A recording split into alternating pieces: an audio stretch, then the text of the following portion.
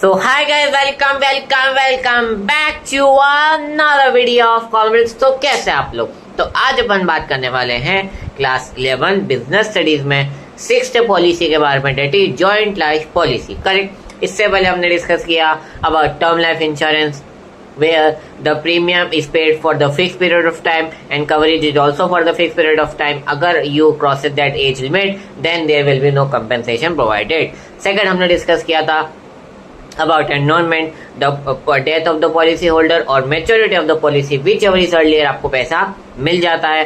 Third हमने discuss किया about whole life policy plan, जहाँ पर coverage is provided to the whole of the life and premium is paid whole of the majority life of the insurance holder.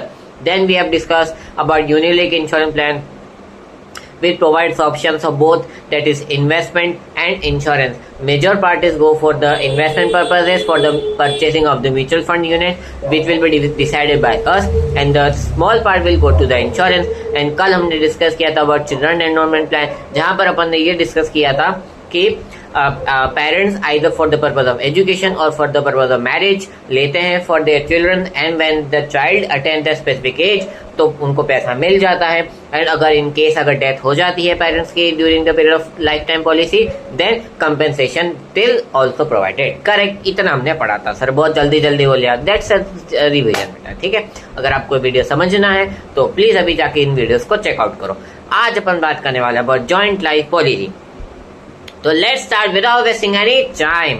देखो बेटा, as the name suggest करनी, क्योंकि मैं हमेशा बोलता हूँ कि कोई भी अगर टर्मिनोलॉजी समझनी है तो उसका इंग्लिश में नाम समझ लो। कोई भी कॉन्सेप्ट समझना है तो उसके लिए उसका इंग्लिश मीनिंग समझ लो, कॉन्सेप्ट अपने आप समझ में आ जाएगा।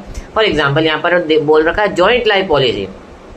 तो जॉइंट लाइफ तो आपको पता है, जॉइंट का मतलब क्या होता है? दो लोग साथ में। जॉइंट मतलब होता है ना जॉइंटली बाय देम। ठीक है, तो जॉइंट का मतलब होता है दो लोग साथ में। तो जॉइंट लाइफ पॉलिसी में is taken either by the partnership firm, जहाँ दो पार्टनर्स होते हैं, और by the wife and the husband jointly। ठीक है, यहाँ पर premium is paid by both और either of them, मतलब या तो हस्बैंड पे करेगा या फिर वाइफ पे करेगी या फिर दोनों पे करेंगे। इट जॉइंटली बाय देम और any event on the death of any one partner, मतलब किसी की भी डेथ होती है आइदर वाइफ और आइदर हस्बैंड, किसी की भी डेथ होती है, जो सर्वाइवर पार्टनर रहेगा उसको ये पैसा मिल जाएगा।